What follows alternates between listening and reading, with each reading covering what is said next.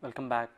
In this lecture I shall discuss selection of air conditioning systems, and the specific objectives of this particular lecture are to discuss criteria to be used for selection of air conditioning systems, to classify air conditioning systems based on the fluid media used, to discuss characteristics of all air systems, all water systems, air water systems, and unitary refrigerant based systems.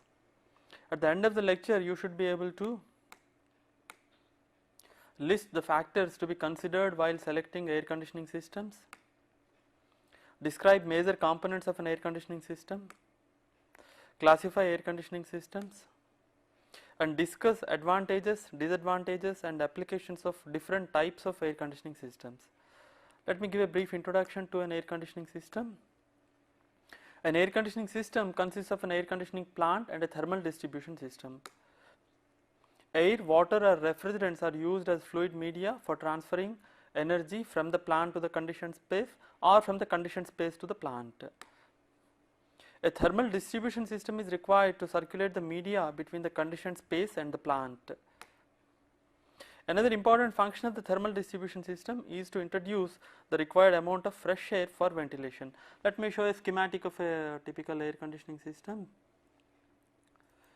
What we have here is a schematic of a summer air conditioning system. So you have the conditioned space here and the air conditioning plant, and there is a thermal distribution system, this blue pipeline with a pump or a fan. And in summer, as we know, the conditioned space is maintained at low temperature and humidity compared to the surroundings. So there is a continuous transfer of sensible and latent heat loads to the building, which need to be extracted by the air conditioning system. Okay, so the fluid flowing through the thermal distribution system extract this sensible and latent heat loads from the building. Okay, and it transmits this heat load to the air conditioning plant. In the air conditioning plant, the system consumes some amount of work input and ultimately rejects the heat to the surroundings. Okay, so this is the typical air conditioning system with the basic components. And as I said, in a thermal distribution system, if you are using air as a fluid media, it is possible to introduce outdoor air for ventilation. For example, you can introduce outdoor air, okay, here itself, and you can treat the outdoor air and you can supply the outdoor air along with the recirculated air to the conditioned space, so that the ventilation requirements of the conditioned space are taken care of. Selection of air conditioning systems is based on the following criteria. First one is capacity, performance and spatial requirements. Second is initial and running costs. Next, required system reliability and flexibility. Then maintainability of the system, then architectural constraints, etc. Normally the relative importance of the above factors varies from building owner to owner and may vary from project to project. For example, some building owners may give more importance to initial cost and some building owners may give more importance to the running cost. Okay, so it varies from building owner to owner, and it also varies from project to project. Okay. Now let us look at classification of air conditioning systems. Based on the fluid media used in the thermal distribution system, air conditioning systems can be classified as all air systems, all water systems, air water systems, and unitary refrigerant based systems. So let us look at these systems one by one. First, let us look at all air systems. As the name implies, in all air systems, processed air is the medium used in the thermal distribution system. Okay, so the air is processed in the air conditioning plant and it is used as the fluid which flows through the thermal distribution system. And a blower or fan transports the air through the thermal distribution system. The processed air, when supplied to the conditioned space, takes care of the sensible and latent cooling loads and provides the required amount of fresh air for ventilation.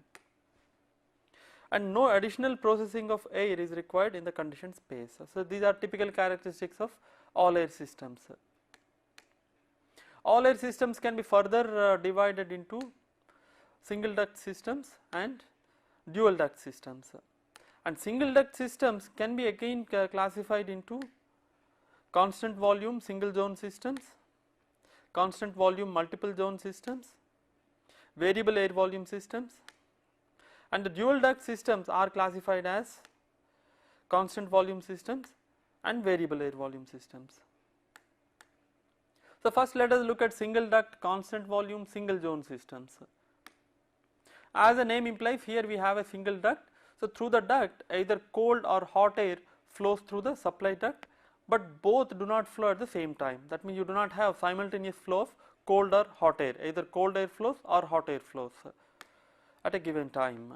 And the volumetric flow rate of supply air is always maintained constant. That is why you call this as constant volume systems. Okay, the volumetric flow rate is kept constant.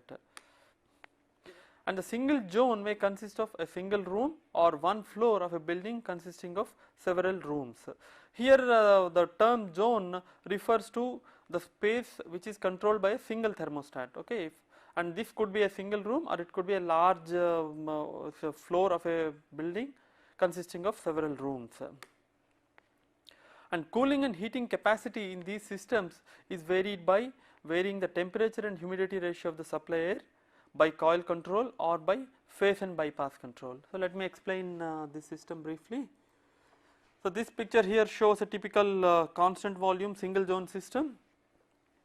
So here we have a conditioned space, or we call this as your zone. Okay, let us say zone 1, and we have the supply duct and the return duct. So at this point some amount of recirculated air and some amount of outdoor air for ventilation purposes are mixed, and that mixed air flows through a cooling coil, a heating coil, and the supply air fan and a humidifier. Then this processed air finally is supplied to the conditioned space. And since it is a constant volume system, the volumetric flow rate of supply air to the conditioned space is kept constant. Okay, so since the load on the building may vary with time, we have to vary the cooling capacity. Okay, so this cooling capacity is varied by varying the temperature and humidity ratio of the supply air. Okay, volume is kept constant, so either temperature or humidity ratio or both are varied. How these are varied? The conditioned space conditions are sensed by a thermostat T and a humidistat H. The thermostat T is connected to a heating coil and or a cooling coil. Okay, for example, if the temperature inside the conditioned space is less than required, then the amount of cooling has to be reduced. So what is done is the signal is sent to the cooling coil. Okay, since the volumetric flow rate is kept constant, the capacity of the cooling coil is reduced to such an extent that the supply air temperature increases. Okay, so that is how the capacity control is carried out. Now depending upon the required controls required in the season, for example in winter we may not have a cooling coil, we may simply have a heating coil and a humidifier, whereas in summer it may not be necessary to have a heating coil and the humidifier. Okay, simply a cooling and dehumidification coil may just serve the purpose. But sometimes if higher precision is required in controlling the conditioned space conditions, then all the equipment, that means cooling coil, heating coil and humidifier may be required. Okay, both in summer as well as in winter the supply air fan will be running and the return air fan will also be running. Okay, and here you can see the damper arrangements. We have the exhaust damper, and this is the recirculated air damper, and this is the outdoor air damper. So the damper positions can be controlled by a subsystem. By controlling the position of the dampers, you can control the amount of the outdoor air, thereby you can control the ventilation provided to the conditioned space.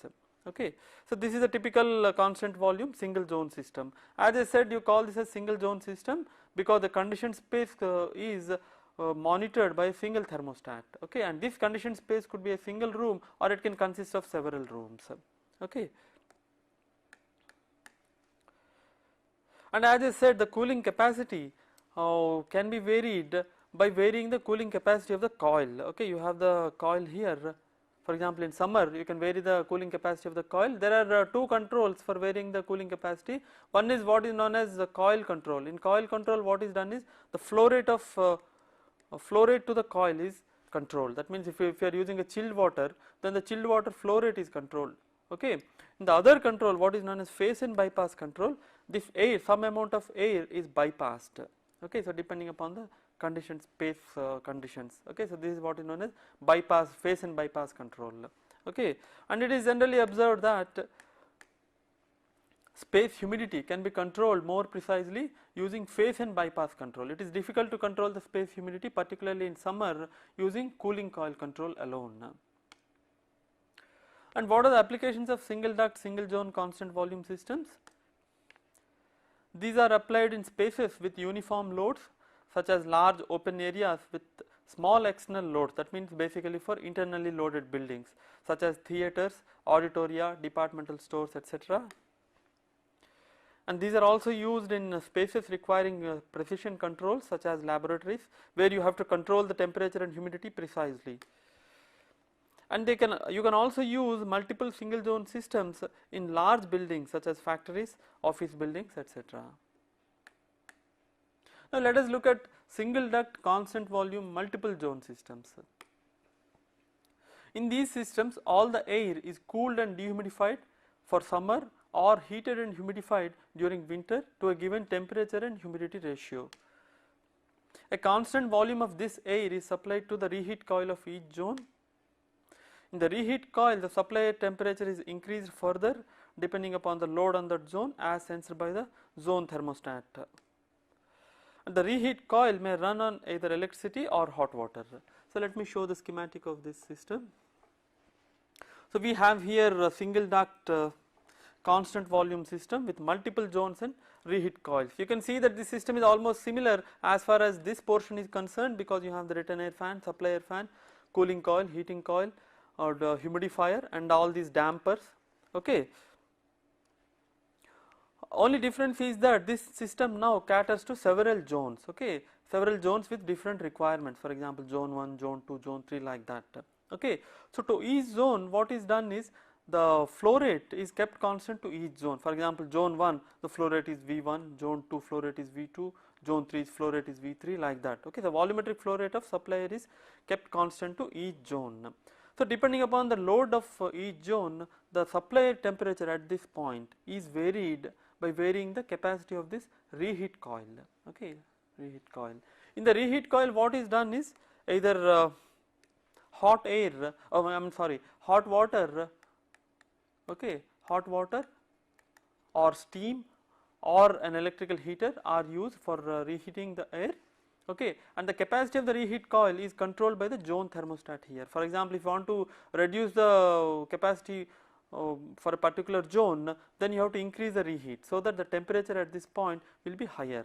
Okay, so the air is reheated to a larger, higher temperature so that it can take the reduced load of that particular zone. Okay, so this is a typical single duct constant volume system with multiple zones and reheat coils.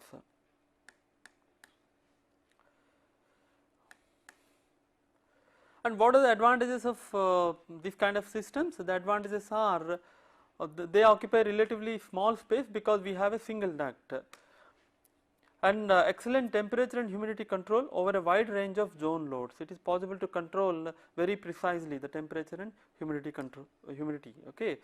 And proper ventilation and air quality are ensured under all conditions, as the supply air amount is kept constant under all conditions. Okay, so there is no problem as far as ventilation or indoor air distribution or air quality are concerned. However, these systems have certain disadvantages.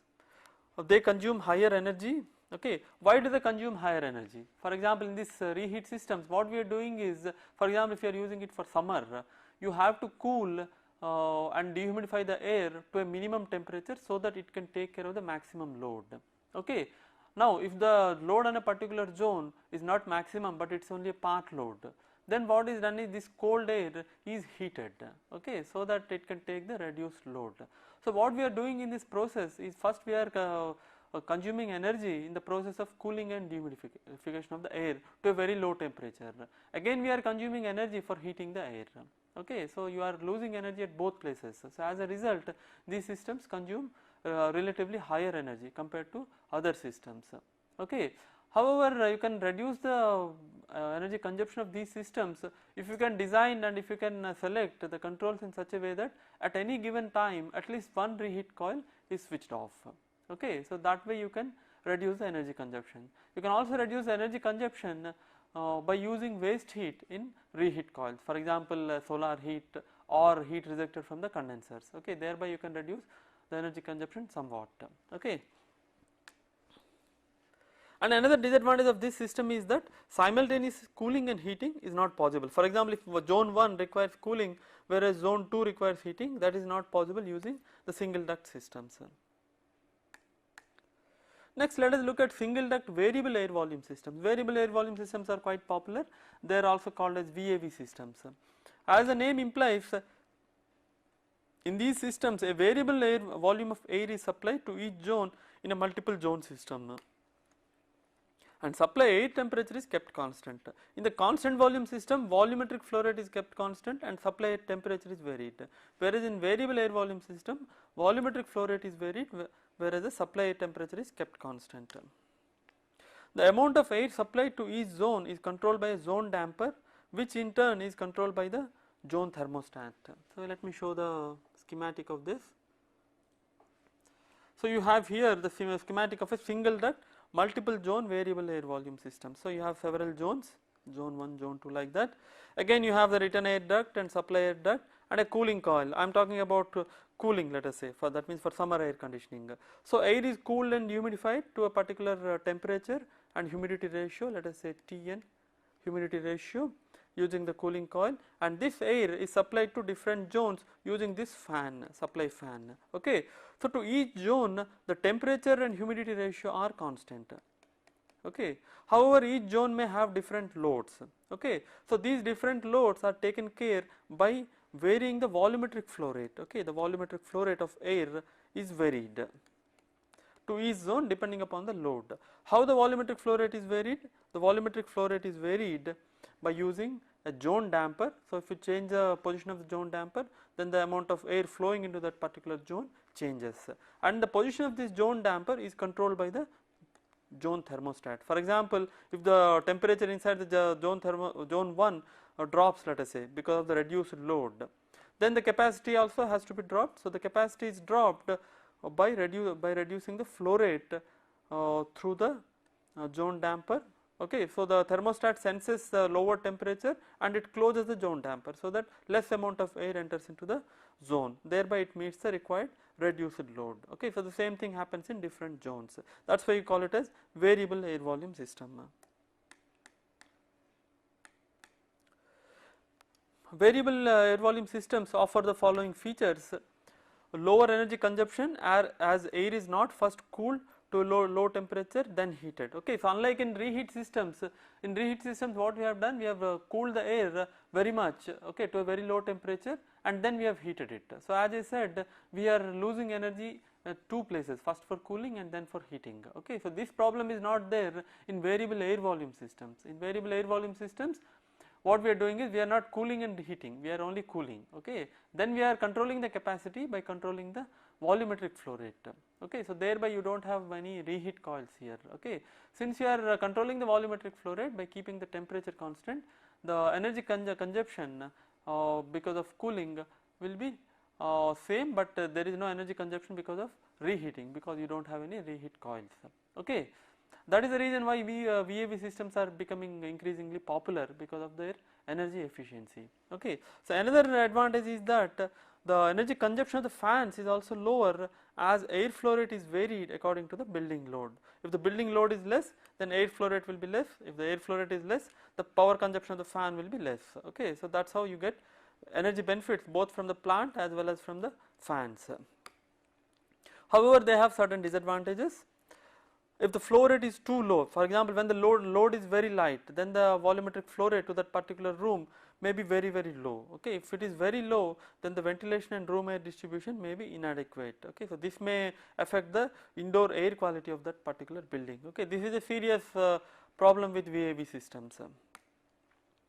Another problem is that balancing of airflow could be difficult, particularly at light loads. Okay, so these are two typical problems. These problems can be addressed to some extent by combining variable air volume systems with reheat. That means we will have a reheat coil along with a variable air volume system, and the reheat coil is operated when the flow rate drops below a certain level. Okay. Next, let us look at dual duct constant volume systems. So far we have been discussing single duct system, now let us look at dual duct system. In the dual duct system, the supply air fan splits the flow into two streams. Okay, that's why you call it as dual duct. Both streams flow through two different ducts. One stream flows through the cooling coil and is cooled to about 13 degrees centigrade, while the other stream flows through the heating coil and is heated to about 35 to 45 degrees centigrade. In each conditioned space or zone, the cold and hot air are mixed in required proportions using a mixing box arrangement controlled by that particular zone thermostat. The total volume of air supplied to each zone remains constant. However, the supply air temperature varies depending upon the load. Okay, so remember that this is a constant volume system. So we are keeping the volumetric flow rate, total volumetric flow rate constant, but varying the supply air temperature. Okay, so let me show the schematic of this system. So as I mentioned here, this is your supply air fan. Okay, supply fan. Okay, some amount of recirculated air and some amount of outdoor air are mixed. Okay, and the supply air fan then splits this flow into two streams. Okay, and these two streams flow through two ducts. That's why we call it as dual duct. This is one duct, this is another duct. Okay, in duct 1 you have a cooling and humidification coil. That means air flowing through duct 1 is cooled and dehumidified, okay, to about 13 degrees centigrade. Whereas in the duct 2 you have a heating coil. HC stands for heating coil. Okay, so the air flowing through duct 2 is heated to about 35 to 45 degrees centigrade. Okay, so in one duct you have a hot air at about 45 degrees centigrade. In another duct you have cold air at about 13 degrees centigrade, and these hot and cold air are mixed before each zone. For example, zone 1, okay, depending upon its load, they are mixed in what is known as a mixing box. Okay, and a constant volumetric flow rate of this mixed air is supplied to this zone. Okay, similarly for zone 2, zone 3, etc. Right. So what we are doing essentially is we are cooling and heating air in two different streams, and we are mixing the air in different proportions depending upon the load of that particular zone, and we are supplying that air at a constant volumetric flow rate to each zones. Okay, so remember that here the volumetric flow rate remains constant, but the temperature, supply temperature, is varied. How this is varied? This is varied by varying the position of the mixing box. Okay, and this is in turn controlled by the zone thermostat. Okay, and the return air is sent back to the system using a return air duct. Okay, so this is a dual duct constant volume system. Then we also can have a dual duct variable air volume system. So as the name implies, here the temperature is kept constant but the volume is varied. Okay, how the volume is varied?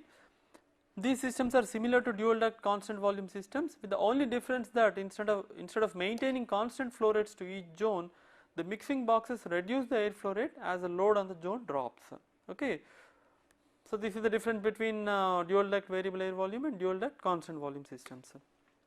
Using dual duct systems, it is possible to provide cooling in some zones and heating in other zones simultaneously. Okay, so for example, zone 1 can be cooled and zone 2 can be heated at the same time. Okay, this is possible in the dual duct systems because we have two separate ducts through which cold and hot air are flowing separately. Okay, this is not possible in single duct systems. However, these systems occupy more space obviously because you have two ducts, okay, one for hot air and one for cold air. Okay, so the space requirement is higher. Now let us look at outdoor air control in all air systems. Okay, this refers to both single duct as well as dual duct systems. In all air systems, a subsystem controls the amount of outdoor air by controlling the position of exhaust, recirculated and outdoor air dampers. Okay, so there is a separate system which controls the proportions of these exhaust, recirculated and outdoor air flow rates. Okay, and this system maintains a minimum amount of outdoor air which is about 10 to 20% of supply air flow rate as required for ventilation when the outdoor air is too cold or too warm. Okay, that means what the subsystem does is when the outdoor air is very cold, let us say it is less than minus 24 degrees centigrade, less than minus 30 degrees centigrade, or when it is too warm, that means it is greater than, let us say, about 24 degrees centigrade. Okay, then it supplies a minimum amount of outdoor air to the conditioned space. This minimum amount will be about 10 to 20% depending upon the application, and this minimum amount is required for ventilation. Okay. So, this is maintained as long as the temperature of the outdoor air is too cold or too warm. Okay. However, what happens is the amount of outdoor air can be increased progressively as the outdoor air or temperature increases from minus 30 degrees centigrade to about 13 degrees centigrade. Okay. And what you can do is you can maintain 100% outdoor air when the outdoor air temperature is between 13 degrees to about 24 degrees centigrade. Okay. So, this leads to a great energy consumption. Okay. So, what it means is that, as I said, when the temperature is less than minus 30 or when the temperature is greater than plus 24, you have to provide a minimum amount of outdoor air. Okay. However, when the temperature is between minus 30 to plus 13, okay, then you can progressively increase the amount of outdoor air. Okay. And when the outdoor air temperature is between 13 degrees and 24 degrees centigrade, then you can supply all outdoor air for conditioning the space. Okay. That means you do not have to run the cooling system or heating system when the temperature is between 13 to 24 degrees centigrade. All that you have to do is you have to run the supply air fan. Okay. Thereby the energy consumption of the cooling and heating plant is completely eliminated. Okay. So, this gives rise to large savings in energy. Okay. Of course, this is possible only when the outdoor temperatures lie within these ranges. Okay. Now, let us look at advantages of all air systems. All air systems offer a potential for energy conservation by utilizing the outdoor air effectively, as I have mentioned just now. And temperature and relative humidity can be maintained very precisely. That means temperature can be maintained within plus or minus 0.15 degrees centigrade, and relative humidity can be maintained within plus or minus 0.5%. Okay, very close control. And with dual ducts, simultaneous cooling and heating is possible. And all air systems ensures good room air distribution and ventilation under all conditions of load. Okay. So, the indoor air quality will be good when we are using all air systems. And noise in the conditioned space can be minimized by locating the plant away from the conditioned space. The plant includes the supply air and return air fans. So, thereby the noise generated by all these equipment need not be transmitted to the conditioned space. So, you can maintain low noise in the conditioned space. And another very important advantage is that these systems require very little or no maintenance inside the conditioned space. Okay, this is in comparison to all water systems. However, all air systems also have certain disadvantages. They generally occupy more building space compared to all water systems. As a result, retrofitting may not be possible always. And what are the applications of all air systems? They are applied for both comfort as well as industrial air conditioning, and they are used in buildings that require individual control of multiple zones such as office buildings, classrooms, laboratories, hospitals, hotels, ships, etc. And they are also used in applications that require close control of conditioned space such as clean rooms, computer rooms, operation theatres, etc. Now, let us look at all water systems. In all water systems, cold or hot water is a fluid used in the thermal distribution system. Depending upon the number of pipes used, the all water systems can be classified into a 2-pipe system or a 4-pipe system. A 2-pipe system is used for either cooling only or heating only application, but cannot be used for simultaneous cooling and heating.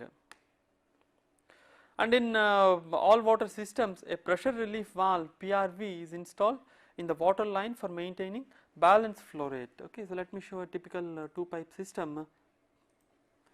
So, this is a 2-pipe all water system. It consists of a heating or cooling coil where water is either heated or cooled depending upon the requirement and depending upon the season. And then it consists of a supply water line and a return water line. Okay. So, through the supply water line either hot water or cold water flows depending upon the requirement, and a pump is used for circulating the water. Okay. So, water is cooled or heated to a particular temperature. Okay. And this water at this particular temperature is supplied to room units kept inside different zones. Okay. These are the zone or room units. Okay. So the hot or cold water flows through these room units, and as it flows through, it exchanges energy with the conditioned air in the space. Okay. So there is heat transfer between the unit and the conditioned air as the water flows through the room unit. Okay. And the capacity of each zone is controlled by controlling the flow rate of the hot or cold water. Okay. So you have flow control valves here. Using the flow control valves, you can control the flow rate to the conditioned space, thereby you can control the required capacity. Okay. And the flow control valves are controlled by the zone thermostats. Okay. You can see that there are zone thermostats which are connected to the flow control valves. If the load is less, then the flow control valve is closed and less amount of water is supplied to the room unit. Okay. And as I said, a PRV, a pressure relief valve is required for balancing the flow rate, right.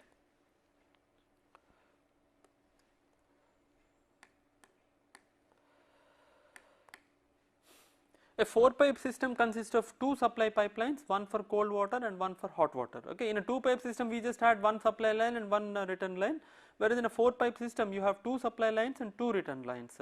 Okay. 2 supply lines are for one for cold water and one for hot water, and the 2 return water pipelines carry water to heating coil and cooling coil. Okay. That is why we call it as 4-pipe system. The cold and hot water are mixed in required proportion depending upon the zone load in a 4-pipe system, and the mixed water is supplied to the conditioned space. The return water is split into 2 streams, one stream flows to the heating coil while the other flows to the cooling coil.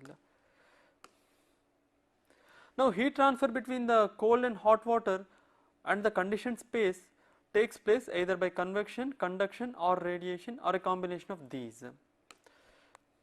The cold or hot water may flow through bare pipes located in the conditioned space, or one of the following equipment can be used for transferring heat. Okay. That means the room units can be either a fan coil unit, a convector or a radiator.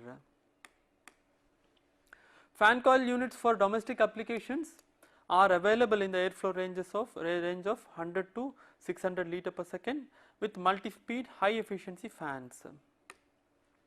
A fan coil unit may also consist of heating coil in addition to the cooling coil. So let me show the schematic of a typical fan coil unit. Okay, this fan coil unit consists of only a cooling coil. Okay, that means it is used only for cooling purposes. So you can see that you have a housing here. Okay, this is a housing which consists of an air filter, okay, and a fan and a condensate water drain line and drain tray.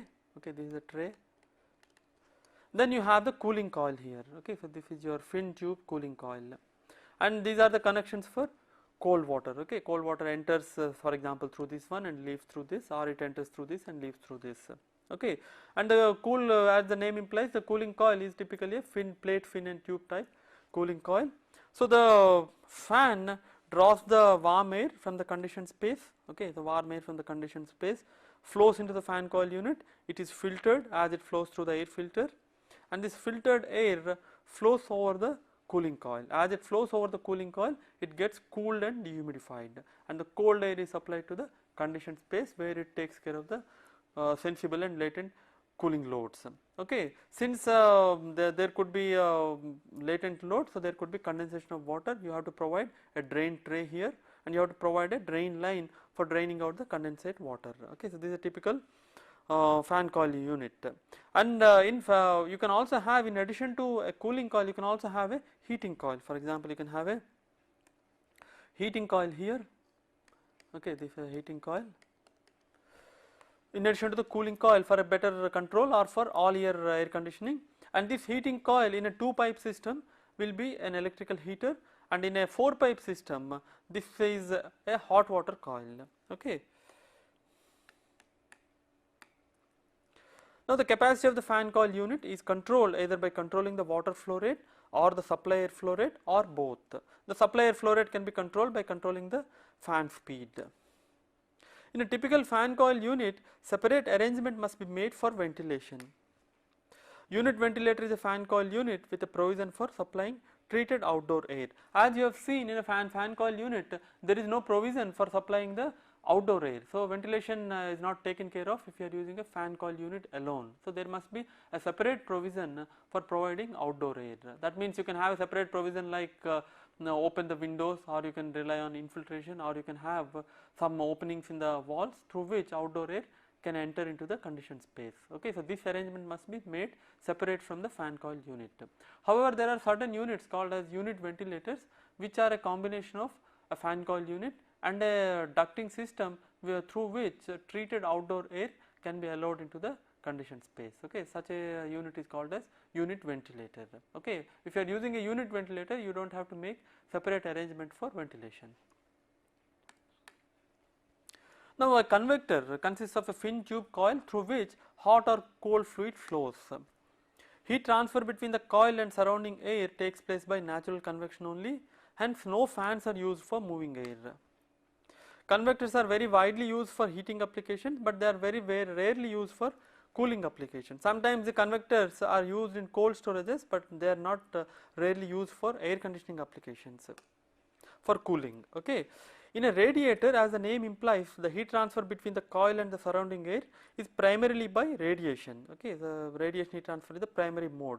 However, there will also be heat transfer by natural convection. Okay, and radiators are mainly used for heating applications. However, nowadays radiant panels are also used for cooling applications also. Now let us look at advantages of all water systems. All water systems occupies considerably less space because you do not have to have any air ducts, you simply have to handle water. Since water has very high density, the required volumetric flow rate for a given capacity will be very small. So as you know, the size of the water pipelines will be very small compared to air ducts. Hence the required space is very less, so you can easily use them in retrofitting. That means you can apply the all water systems to existing buildings. This is a central system. However, these systems also offer individual room control. Okay, for example, in a particular room, cooling is not required. He can simply switch off the fan of that particular fan coil unit. Okay, so it provides individual room control. At the same time, it is also provides the advantages of a central system. And simultaneous cooling and heating is possible with 4 pipe systems. Okay, with hot water flowing through 2 pipes and hot water flowing through cold water flowing through 2 other pipes. You can have cooling in one zone and heating in another zone. And since the temperature of hot water required for space heating is generally small, it is possible to use solar or waste heat for heating. So these are the advantages. Now what are the disadvantages of all water systems? These systems require higher maintenance, particularly in the conditioned space. Okay, because you have to maintain the fan coil unit in the conditioned space, and you may also have to maintain the drain pipe, condensate draining and all that. Okay, so as a result, required maintenance is higher. And draining of condensate water can be messy. Okay, for example, if the drain water line gets blocked, then the water will spill over into the conditioned space. Okay, so this has to be taken care of. Then it is difficult to ensure required ventilation under all conditions, because unlike in air water systems, in all water systems, most of the time, particularly if you are using a fan coil unit, you are relying on natural methods for ventilation. For example, if you are using open windows or some openings in the walls for providing outdoor air, then it is not certain. Okay, because it depends on the wind and stack effect. So the amount of outdoor air provided will not remain constant always. Okay, so this is a disadvantage of all water systems. And control of space humidity during summer could be difficult. Okay, so you cannot get very precise control over space humidity, unlike all air systems. What are the applications of all water systems? All water systems using fan coil units are most suitable in buildings requiring individual room control, such as hotels, apartment buildings and office buildings, etc. Now let us look at air water systems. Both air and water processed in a central plant are used for providing required conditions in the conditioned space. That is why you call it as air water system. That means that the thermal distribution system handles both air as well as water. Okay, the air supplied from the central plant is called as the primary air, while the water supplied from the plant is called as secondary water. The room terminal could be a fan coil unit, an induction unit or a radiation panel. Normally a constant volume of primary air is supplied to each zone depending upon the ventilation requirement and load. So these are typical characteristics of air water systems. So let me show a typical schematic of an air water system. So as I have already mentioned, it consists of a secondary water line, okay, and it consists of a primary air duct. That means you have two thermal distribution systems, you can say, one for water, one for air. And this water and secondary water and primary air are processed in the central plants, one plant for secondary water, one plant for the primary air, okay. Then the processed primary air and secondary water are supplied to room units kept inside the conditioned space, okay. You can have, in principle, you can have several conditioned space, okay. That means it can be a multiple zone unit. So in the conditioned space, we have, as I said, a room unit. This room unit could be a fan coil unit or an induction unit, okay, or a radiant panel or something. And here you can see that in the room unit what happens is the primary air and the secondary air are mixed and they are cooled sensibly, okay. Then the mixed primary plus secondary air are supplied to the conditioned space for providing the required cooling and heating requirements, okay. So this is what is known as air water system.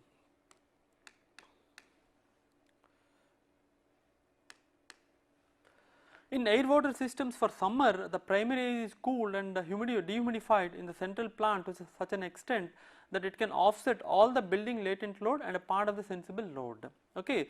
That means what is done in air water system is the primary air is cooled, okay, to such an extent that it can take care of all the latent load on the building, okay. So that means you have to really cool it to very low temperature, and you also have to dehumidify it. That means you have to supply cold and dry air in sufficient quantity, okay, to the conditioned space, so that it can take care of the latent load completely, the latent load on the building, and it can also take care of part of the sensible load, and it can also take care of the ventilation requirements, okay. So these are the three purposes of the primary air, okay.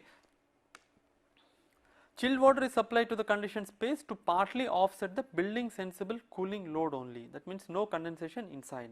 That means the chilled water, for example, if you are talking about a summer system, the chilled water, which is the secondary water supplied to the room unit, has to take care of a part of the sensible load on the building. It need not take care of the latent load, because the latent load is already taken care of by the primary air. Since the room unit has to take care of only the sensible load, there will not be any condensation of room air on the room unit, okay. So there is no question of condensate inside the conditioned space. So the problems related to condensate, draining, etc. are not there in air water systems. So this is an advantage of air water systems compared to all water systems, where you have to make provision for condensate draining, okay.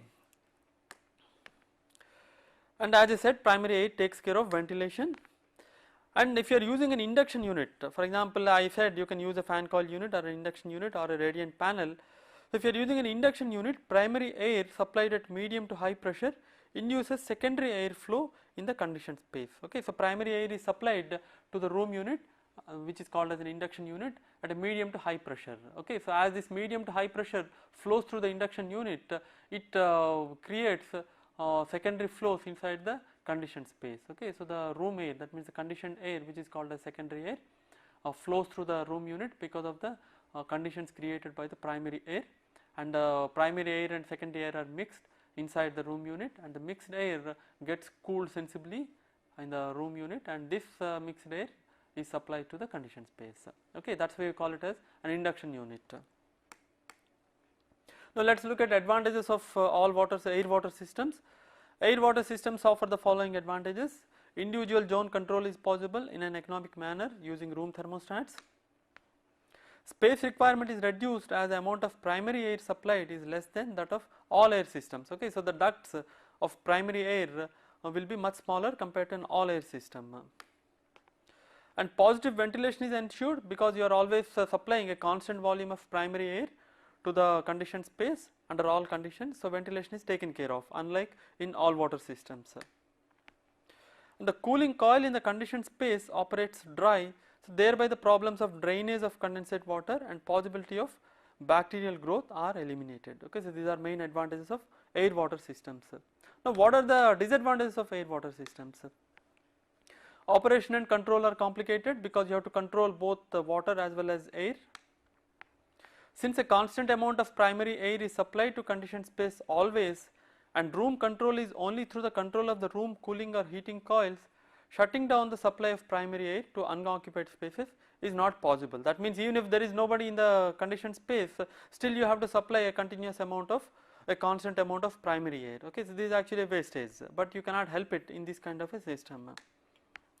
If there is abnormally high latent load on the building, then condensation may take place on the cooling coil of secondary water. That means even though you have you assume that you have taken care of all the latent load by conditioning the primary air, if the outside conditions or the inside conditions are such that the latent load on the building is abnormally high, that means more than the design load, then some amount of condensation takes place in the room unit itself. Okay, so there will be condensation in the room unit, and if you have not provided any means for draining out the condensate water, then there will be problems in the conditioned space. So in air water systems also, even though you do not expect any condensation, still a provision is generally provided for taking out the condensate drain water. Okay, so these are the disadvantages of air water systems, and in general the initial cost of air water systems could be higher compared to all air or all water systems. And what are the applications of air water systems? They are mainly used in exterior buildings, for example for perimeter zones with large sensible loads, and they are also used in buildings where close control of humidity in the conditioned space is not required. That means if you want close control of humidity, you cannot use this system, and these systems are thus suitable for office buildings, hospitals, schools, hotels, apartments, etc. Now let us look at what is known as a unitary refrigerant based systems. These systems are factory assembled and are available in the form of packaged units of varying capacity and type. Each unit consists of refrigeration and or heating units with fans, filters, controls, etc. And these systems are available in the form of window air conditioners, split air conditioners, air to air heat pumps, ductable systems with air cooled or water cooled condensing units, etc.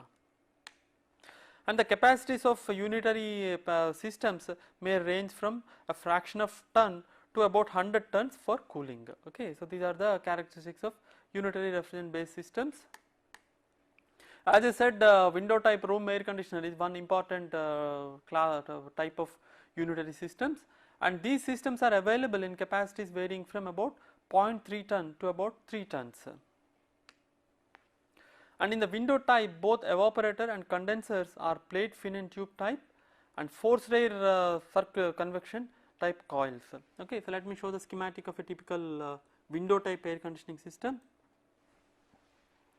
As you can see that it consists of the 4 basic components: the evaporator, okay, condenser, compressor and the expansion device.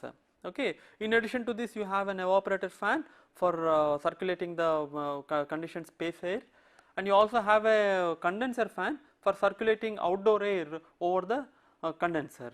Okay, so 2 fans are there, and generally both the fans are mounted on the same shaft and they are run by a single motor.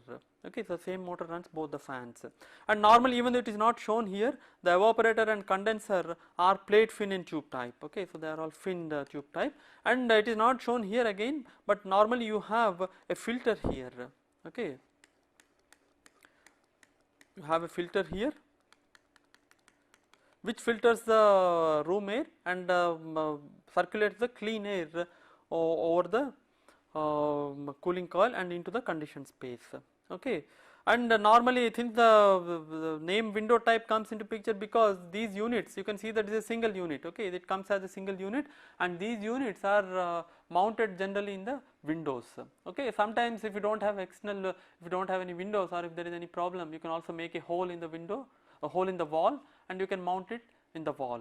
Okay, so one thing you must notice here is that it comes as a single package, so the outside of the wall must be the outdoor.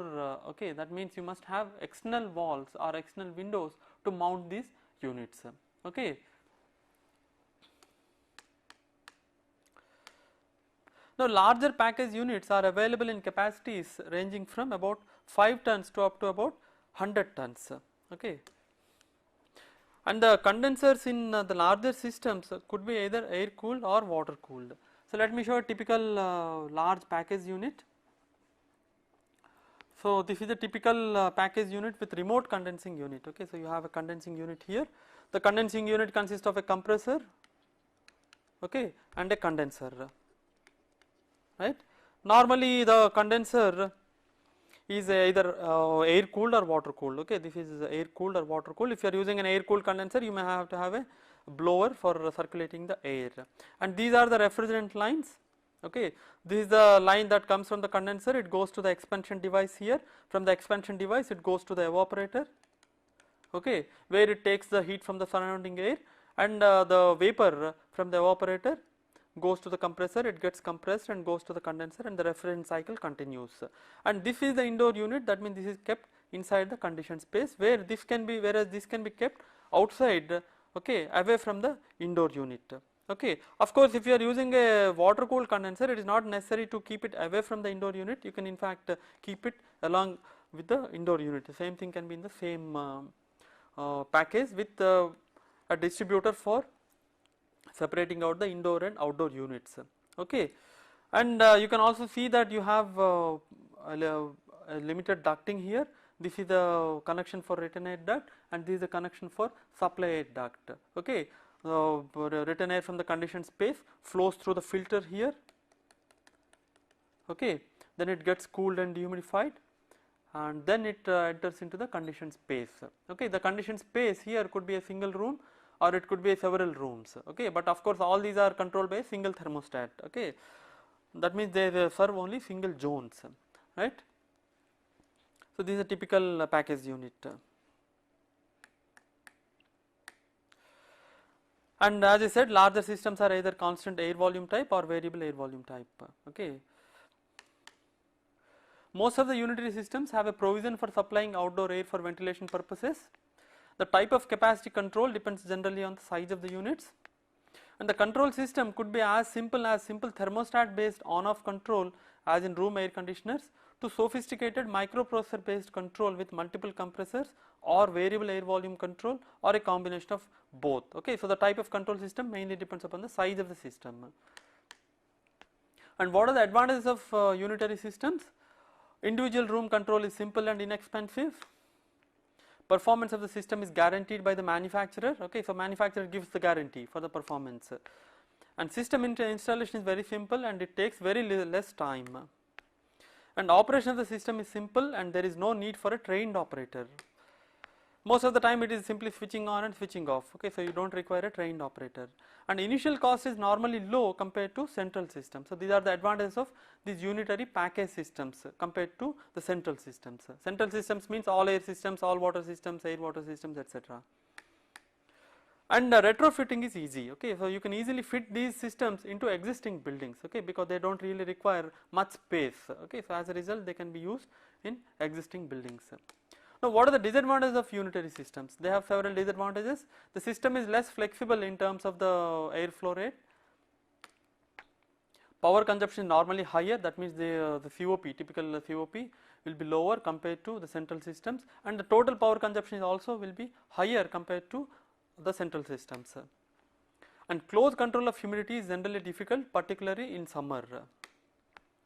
Noise level could be higher because you have the mechanical elements close to the conditioned space, so you can have higher amount of noise.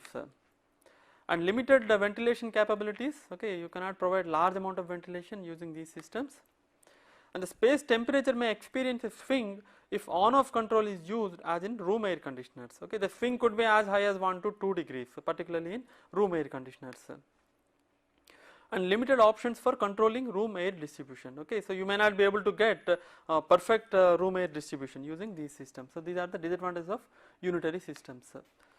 And equipment life is relatively short, okay, compared to central systems. Now, what are the applications of unitary systems? Okay, so unitary systems are used wherever stringent control of conditioned space temperature and humidity is not required. That means you are not very particular about maintaining a particular temperature and humidity inside the conditioned space. Okay, so these are ideal for residential buildings, etc., where you don't really require very fine control. And these systems are used where the initial cost should be low. That means if you want a system with very low initial cost, then you should think of using unitary systems. And also where you want to install the system quickly, okay, that means the lead time is very small, then you can install unitary systems. And they can be used for air conditioning individual rooms, okay, to large office buildings, classrooms, hotels, shopping centers, nursing homes, etc. Okay, depending upon the size, you can, as I said, the available capacity varies from about 0.3 tons to about almost 100 tons. Okay, so these systems can cater to a wide range of applications, starting from very small rooms where about 0.3 ton may be sufficient to large office buildings, etc., where you may require as high as about 100 tons. Okay, so these systems can offer to all these categories. Okay, so normally you don't have unitary systems above 100 tons. Above 100 tons, you have to go for central systems. And these systems are especially suited for existing buildings with a limitation on available floor space for air conditioning systems. Okay, so at this moment, at this point, I stop this lecture. I'll continue this with the next lecture. Thank you.